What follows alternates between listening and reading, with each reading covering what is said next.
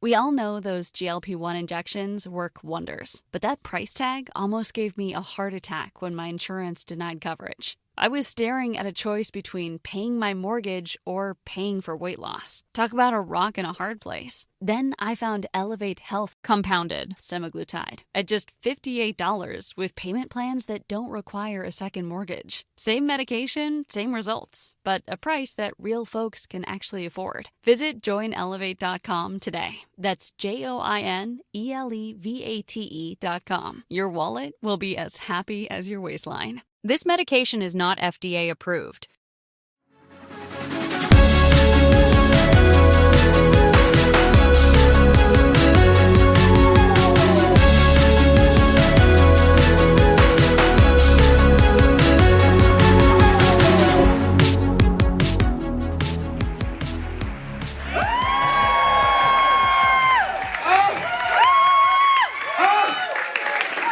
My goodness, Edinburgh, welcome to the Final FronTia Live! Oh, it's goodness. Baby Bell, that was sensational. Edinburgh, make some noise for Baby Bell. My alleged co-host for this evening, she has given herself that title, Baby Bell. Yeah. What are you wearing? In case you didn't know, this is a nerdy podcast, so, I thought I'd come as a Trekkie.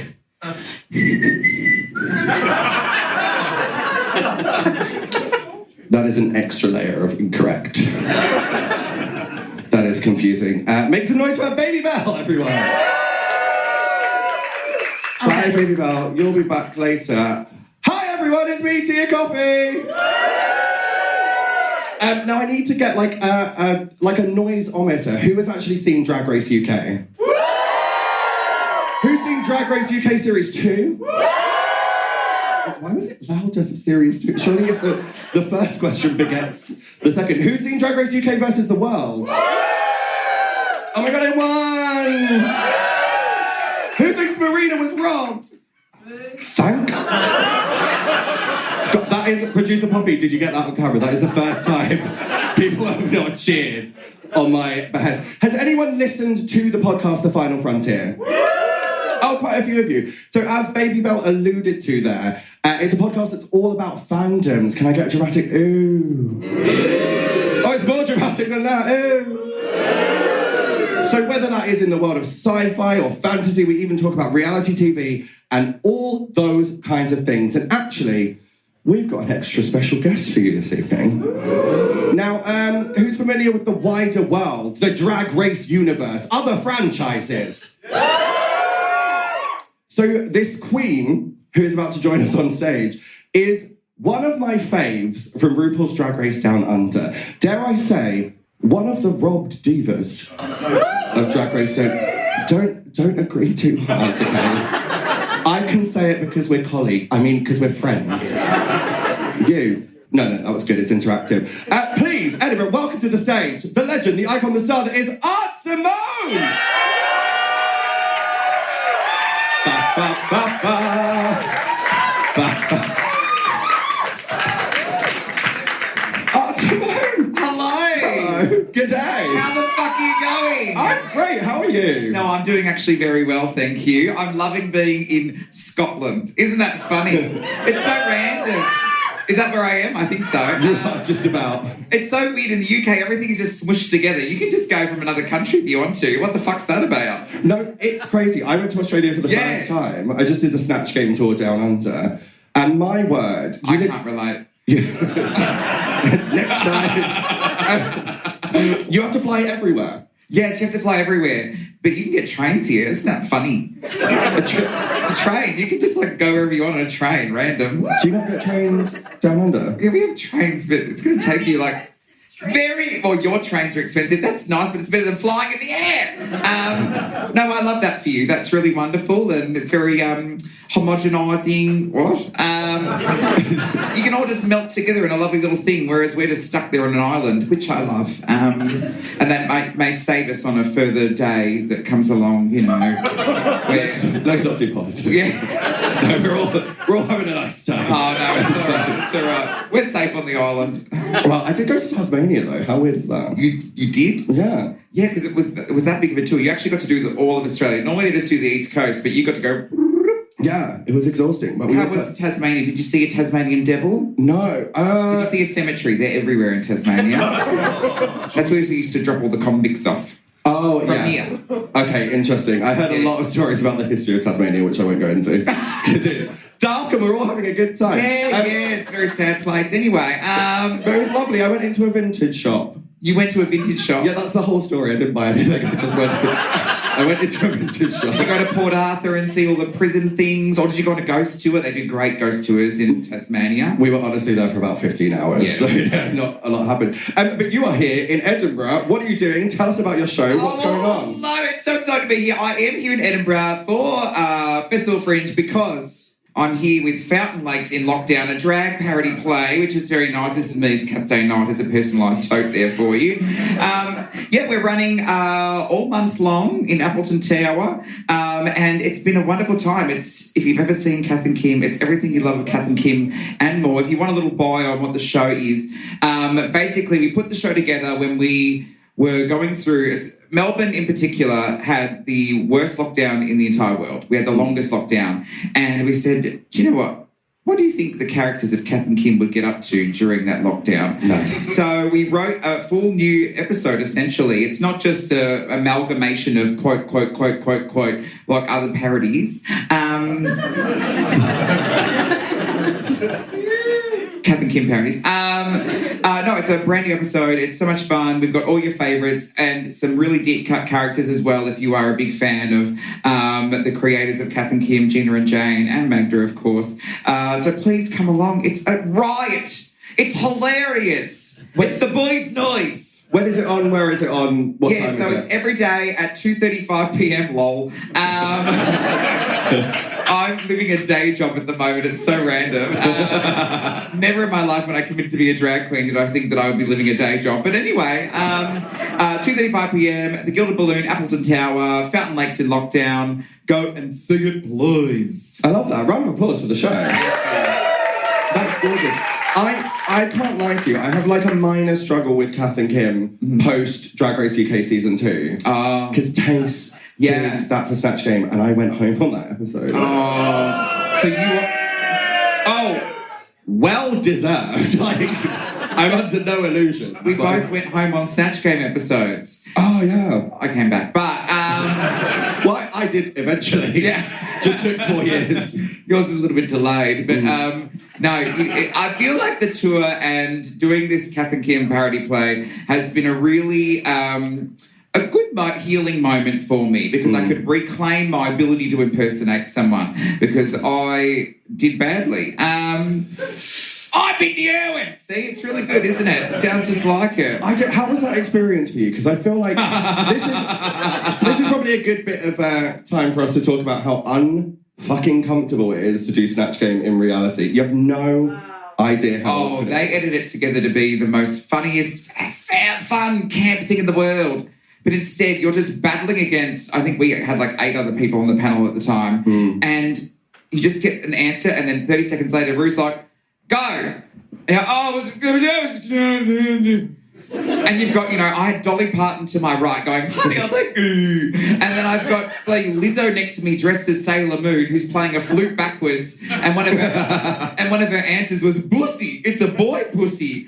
What? I've got fucking, what's his name? I'm swearing, sorry. No, please do. We got Dr. Zeus down on the corner. We got Lindy Chamberlain battling a dingo. Like, what is going on? And then meanwhile, Rue's just laughing at everything. She was laughing at everything, so we thought we had a great time. Did she not do that for you? No, not until UK versus the World. I never heard Rue laugh at anything I said to him. God. But it's so awkward because, like, you can perceive this situation right now. Yeah. Imagine, like, us, like, having this conversation, but none of you are here and you're all, like, 7 meters back that way in complete darkness. And no one responds to anything. It's just dead. The room sucks every bit of energy out of you. And the only other energy is the people who are competing against you, so they're all trying to fight for their moment to try and make someone crack. Yeah, it's awful. And then halfway through ours, Gemma Collins just went, when are they going to get up and do their songs?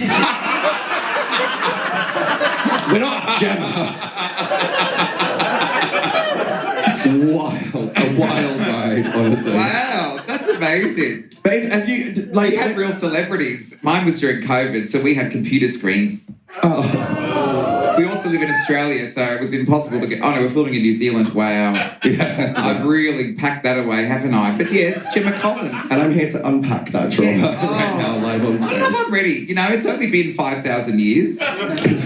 It's been 84 years. When you did your audition tape, did you audition tape? Did you not audition?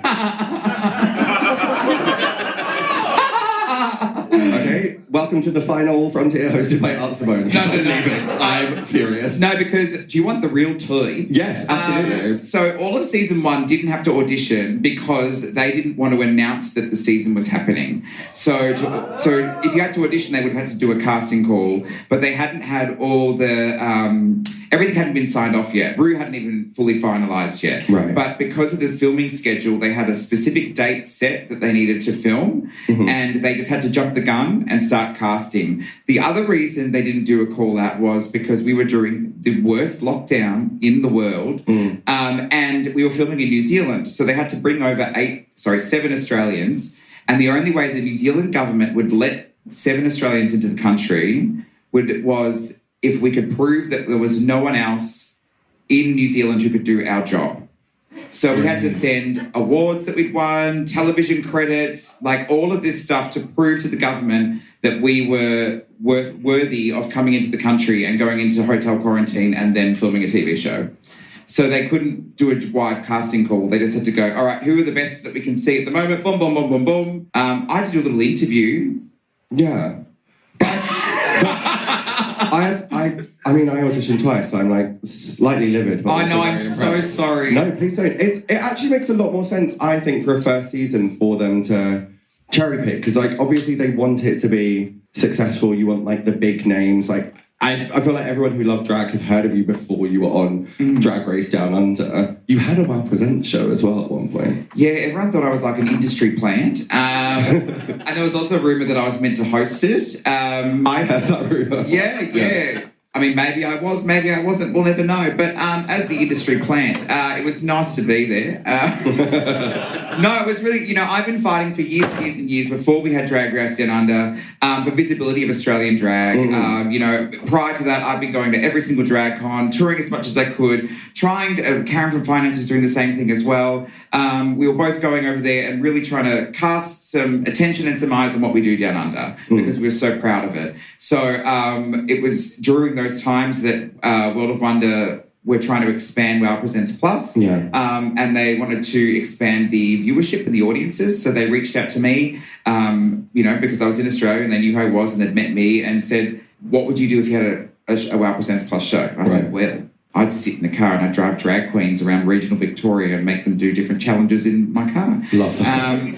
So it was a really fun time. So I was very grateful for that, but it also, you know, really mixed the rumour mill around because I was an industry plant. I mean, there were a lot of rumours surrounding your season. Oh, my God. Have you heard any of them? Oh, I've heard all of them. Because also when our season was airing, everyone was still in lockdown, so they were like, well, actually... And then you get those videos on YouTube. Yeah, that music. I remember that. First out, Ketamine, wrong. And our season as well, season 2 originally was the lockdown season as well for the UK. Yeah. So during that time, I loved all the rumours. There was this like really like, everyone believed this rumour that Ginny Lemon had told RuPaul to fuck off and sworn at her.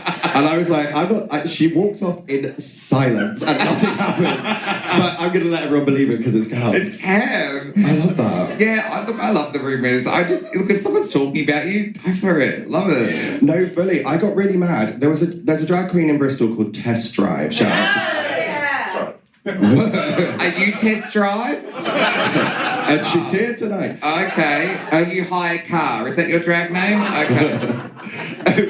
Test Drive. I was rumoured for season 1 and I was like really happy about it. So I kept quiet and I didn't post on social media because I was like, let me attract all the attention in the world. And then Test Drive posted on Reddit being like, No, Tia's just liked Vivian Lindsay's Facebook status, so she's not on.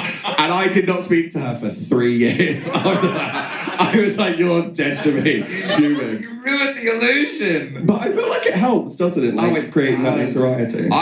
Also the girls that Photoshop themselves into promos. Love it.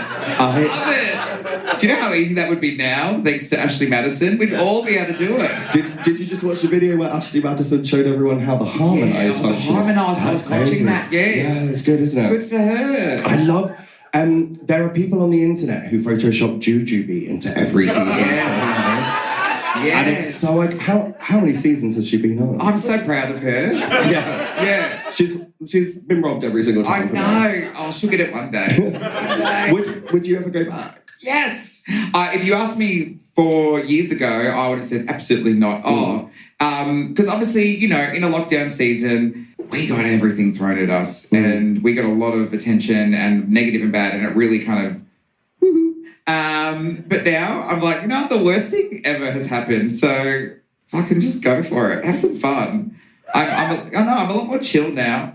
I'm so chill. That means nothing. But anyway, I'd love to. I'd love to go back there. I was talking to a friend recently and I said, do you know my favourite thing of the Drag Race experience was actually getting ready to go. I love making costumes and designing outfits and curating all of that.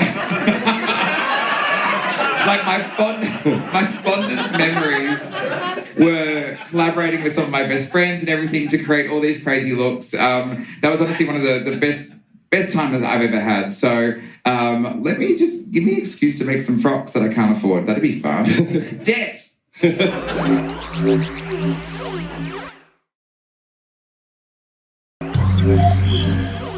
What would be your ideal season? Would it be like a Versus the World? Would it be like a Down Under All Stars? Would it be global? What would my ideal season be? Winter. Lovely. I'm not going to say anything else. All right. Winter. Okay, so you don't have an ideal. You're just happy to go back. Winter. Do you watch a lot of other franchises? No. I haven't watched Drag Race since I was on it because I'm sorry. I watched Down Under because lol. I've got to keep up with the girls. But also I was hosting kick-ons where I review all those episodes. But I tell you, once you see how the sauce is made, it's really not an enjoyable watch. I'm sorry, but because your brain is going... You're like, I know what's happening behind that camera. I know that's happening over here. I know they said that to that person. That's a different day. That's the same day. What is going on? It's very stressful to watch. So I watch on Instagram the runways and then the bits that everyone complains about on X. I'm so proud of myself for saying X because I've said Twitter for the last 300 years. That's fair. I know, proud. I am totally the opposite because I like watching... You love it? I like watching Drag Race UK with people and then someone says something and there's a sub story and I'm like, no, that's Adam. He's definitely prompted that conversation. I'm really smug about it. When things would happen and once the girls are within the family, I'd be like, I bet you so-and-so was standing there with their iPad in the corner looking at you when you said that. And they're like, yes. They sit like little gremlins in the back of the corner with their iPads and they're having a conversation like, do you want to say that again? Do you want to say that louder? Well, that's not what you were saying, Art, in your confessionals the other day. All right, she's a dog. Is that what you wanted? It is. I feel like there's a misconception as well because I feel like there was this moment where Trixie had this whole conversation where she was like, oh, when I went back, I just said what do you want me to say? And I just repeated it back. And I was like, you can also say, no, I'm not going to say that. Which I fully did the second time. And they were like, oh, go on. What do you really think about Scarlet Envy? And I was like, no, I'll save that for my private WhatsApp group. Exactly. I'm going to be on Reddit later on. Thank you. She Devil by Night. Exactly. Very bad. Trinity was on the Snatch Game tour. So you can say that. You can say that. So you don't watch it at all anymore? No. Don't hate me. It's painful. The scars. You find it a traumatic? Yeah, I do actually. Yeah. But you can still follow it on X and watch those things because that for me is the harder bit. Well, no, I do that just to keep up with the drama because you have to know who you're allowed to talk to. Wait, so I'm going to ask this question live. So which of these two people do you feel like you can talk to? Mistress Isabel Brooks or Willem? I know Willem. I don't know Mistress, so I'm always going to talk to Willem. Same. Willem, actually, before I was on Drag Race, Willem gave me one of the biggest opportunities of my life.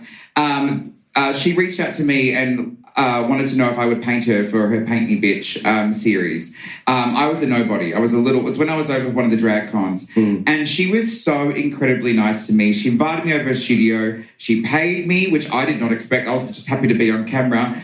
I did really bad makeup on her, and she was still kind because she was like, I want a really big drag makeup. And I was like, that's not what I wanted to do on you, but okay. So I did big drag makeup, and I was like, that does not suit your face. But she's actually paid me. She gifted me all this stuff from around her studio. Every time I see her, she's always been so wonderful to me. She remembers me. She's so personable. So I will always have an alliance and allegiance with Willem because to me she is a drag queen's drag queen. Sure, she's a shit stirrer. Sure, she's great at, stirring the pot. But that's camp. It is camp. I'm from Australia. We shit stir all the time.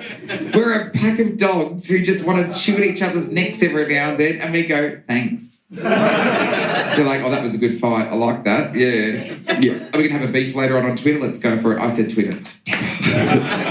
So I've learned that. I'm friends with Hannah now, so I understand that. But I will back you on that. Willem is one of the kindest, of all the American queens, has reached out, is so lovely whenever they come to the UK. Baby Belle, what do you want? You just appeared out of nowhere. Speaking of beef, you said that I would be involved with, this show. So, and actually, I think I'm not the only one who's not been involved enough. I feel like we should have some audience questions.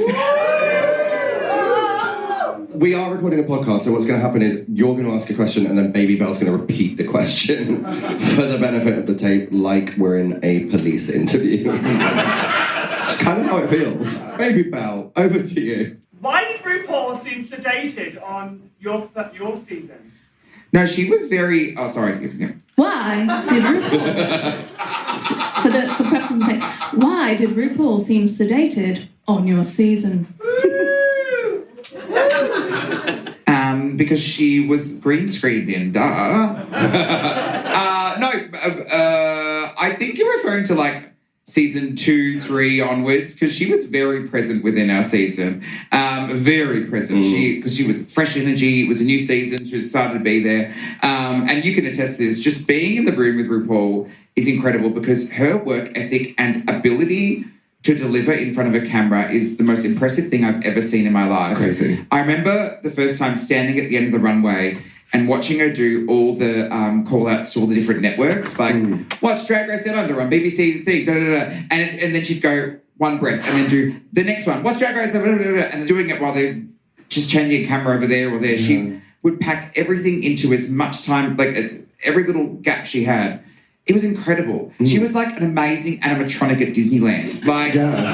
And she would perform for the camera, and then as soon as it was in New Zealand, our shed set was underneath a flight path.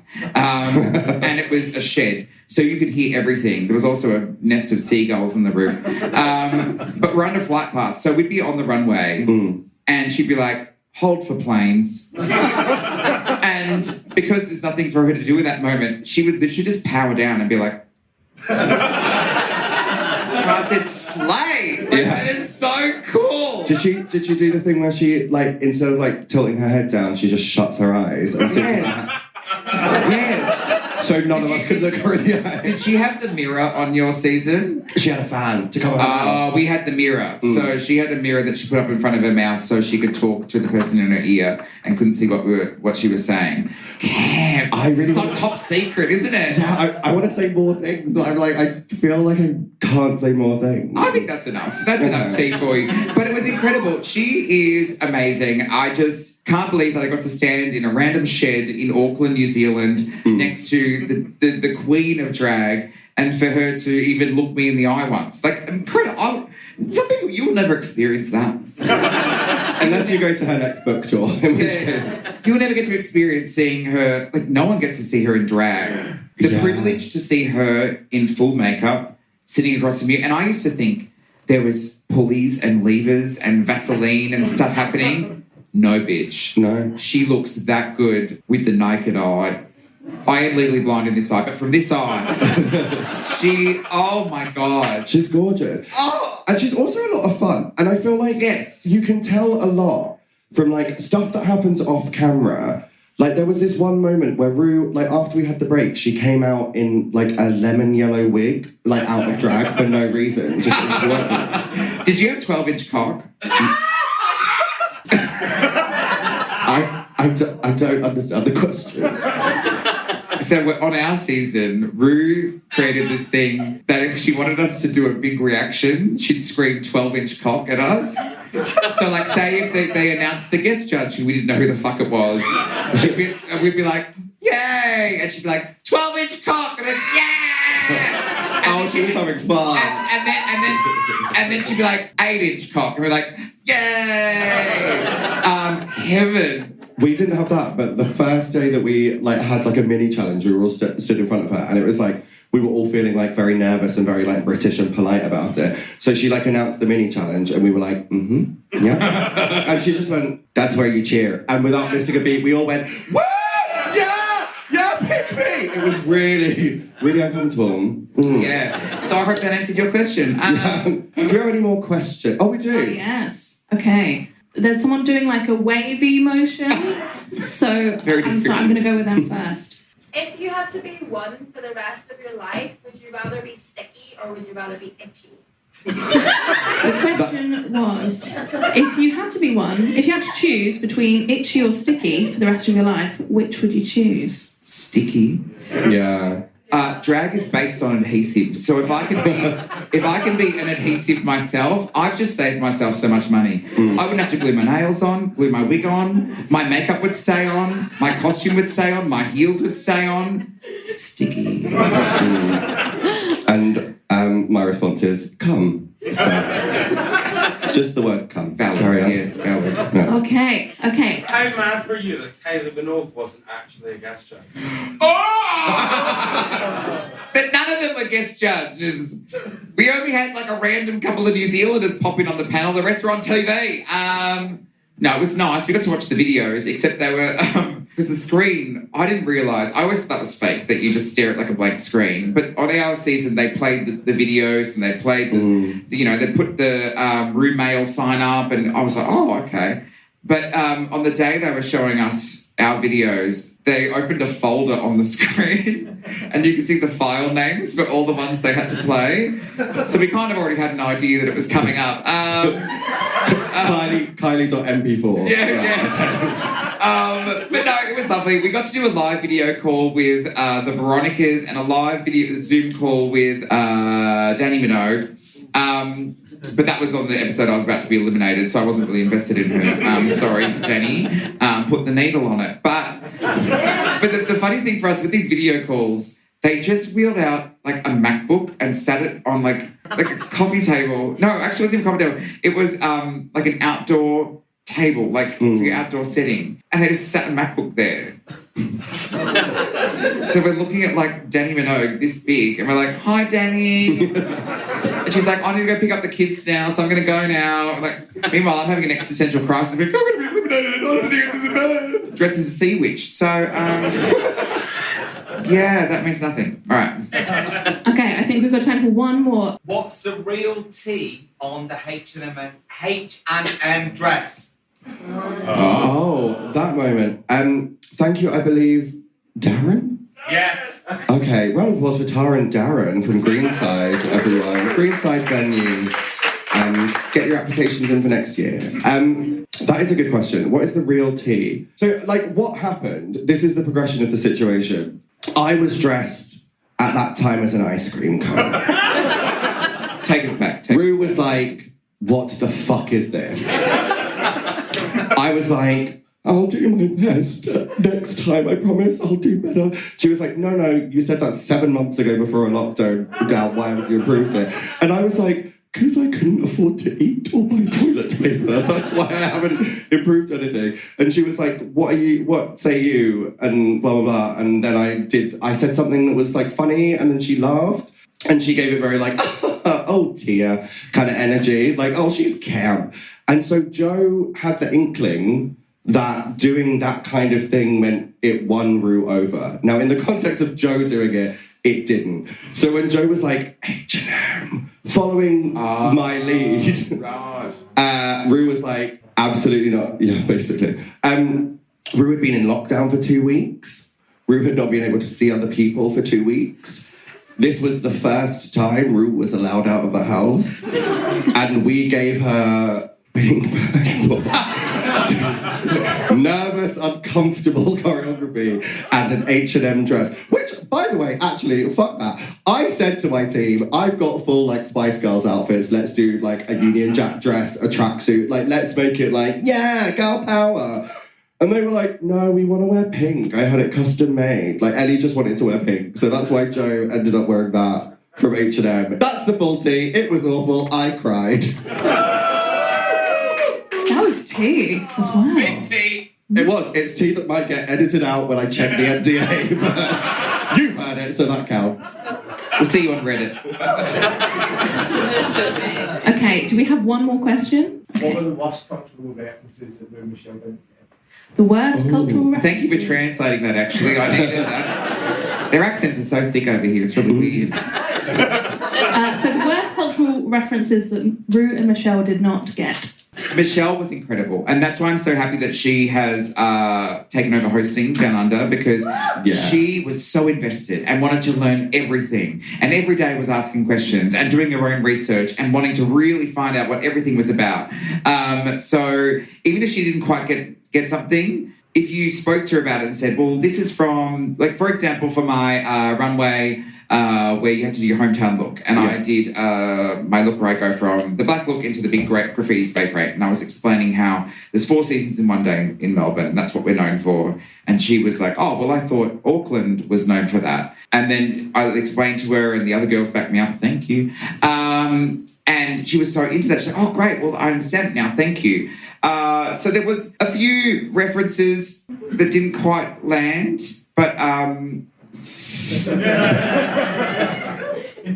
winter. That's the code word. Okay. Yeah. Ru did the best she could. God loves a trier. Because not only did she have to understand Australian drag, but she had to understand New Zealand drag. And yes, we're close in terms of there's some water between us, but we are so fucking different. And the whole production team were from New Zealand, so they were really based in what was happening there. Whereas they had no idea what was happening. You know, Reese was really good being on the panel because Reese is from Australia, so they were really great at explaining things and giving context. But look, there was a lot lost in translation. And look, we can dream of a time or an experience where we had an entirely Australian host or judges or this or that. But at the end of the day, I got to have RuPaul in a shed going hold for planes. No one else got that experience. I will take that over anything. And I'm so grateful that I got to spend those funny weeks with old mate RuPaul. Okay, so we're going to do a best of 3 drag race quiz. So select buzzer noises. No. Oh, we're doing cultural. Release the beast. Okay. So we're going to start off easy. Who was the first queen ever eliminated from Drag Race? Release the beast. Oh! Who do we think that was? Tia. Victoria Porkchop Parker. Correct. I knew that one. Okay, what season did Michelle Visage start judging Drag Race? Release the beast. 7. No! Are you giving me that one? 3. 4. Guys. I was going to say 3, but is that right? That's right! Hey! You gave me that. Who was the guest judge for Rats the Rusical? Release the beast. Sheridan Smith. Yeah. And I was robbed, honestly. Yeah. This seems a bit blatant to one side, but... Come on. Oh my gosh. What BuzzFeed article are you on right now? All of them at the same time. Okay, we'll do a point each for the different things. So just buzz in quickly, okay? Okay, carry on. Who were the parents of Little Pound Cake? No! Ladacia Sparks and Alaska. Wow. Yes. That was good. You can tell when I used to watch. Yeah. 4. Season 3 of Drag Race Down Under Makeover Challenge. The queens not only had to put people into drag, but also... Wait, I just read this. They're dogs. Okay. There we go. Was it season 2 where they had that, like, one person who obviously just... Yes, that was Hannah's one. The one that didn't want to be there. Well, no, I feel like none of them wanted to be there apart from that one who was clearly trying to use it as a vehicle to become a social media. I think he was... it was so stressful. Molly Morphine's one. He was, like, so over the top and so into it and trying to steal the show, and then he got edited out of most things, so... Camp. Okay, so I think we are at a tie, so we're going to do a tiebreaker. Okay. Yeah. Who did Naomi Smalls lip sync against during the infamous Night of 1,000 Madonnas runway? Oh, the kimonos. Oh, yeah. Release the Beast. There you go. Oh, I know this one. Thorgy? I was going to say Thorgy. Yeah, no. It's not Thorgy. Suddenly feel like I hate Drag Race and I don't watch it because I don't know what any of this means. Yeah. Shit, the birds. With the birds in the... Yeah. Oh, have you seen Acid trying to go out against Alaska at the moment? Oh, that's really uncomfortable. I know. I'm like, they're fighting. Stop it. You just came across as a nice person on this new season and you're undoing all of that. Yeah. Oh, it's been a bit wild. Anyway. Yeah. Maybe should we just start an online argument for... like, everyone in this room is in on it. Yeah. Wait till the podcast comes out and then... I'm going to say you edited me badly. That's fun. As RuPaul once said, blame it on the edit. It's quite a famous song. Quite a good song. I quite like it. It was actually good. It's also a good music video, and we'll talk about it. It's also so camp that she's like, these girls need to shut the fuck up. I'm going to release this song. Yeah. Heaven. Literally. She is camp. We love you, Ru. Etc. and I, we toured a show. Good on her. Called Our Single Teeth. It's actually from that show. And what we did for the finale number was we re-edited all of our moments on Drag Race to be, like, positive. So, like, I did well on Snatch Game. Her makeup was great. This all happened. And it showed how easy it was to edit the show. And we had Blamed on the Edit as the song underneath. And then we came out and performed as each other. So it was really reclaiming our trauma. It was wonderful. You just refreshed the memory that you did quite an iconic read. Yeah. Yes. My etc. here use they, their pronouns out of drag. So, for example, they haven't been in the top, so we won't be seeing them in the final. Genuinely, I think that is one of the funniest reads ever in all of human history. No, etc. makes it easy. No, she's rancid. She's so fun. She can read me down, but on that day, she let me have it. Oh, I let me have her. Ew. Did we finish the quiz? I think it remained a tie. Yeah, we won! I feel like, given the fact that we're 3 hours over the time that we should have finished, and we're probably causing a fire safety hazard. Soz. Thank you so much for coming to the Final FronTia Live! Please make some noise for Baby Bell! Please make some noise for Aunt Simone! Simone, please remind us, where can we see your show and when? We've got Fountain Lakes in lockdown, a drag parody play at the Gilded Balloon, Appleton Tower, 2:35pm every single bloody day. Come along. Yeah! FountainLakesLive.com for tickets. Thank you for coming. Please make your way out of the building.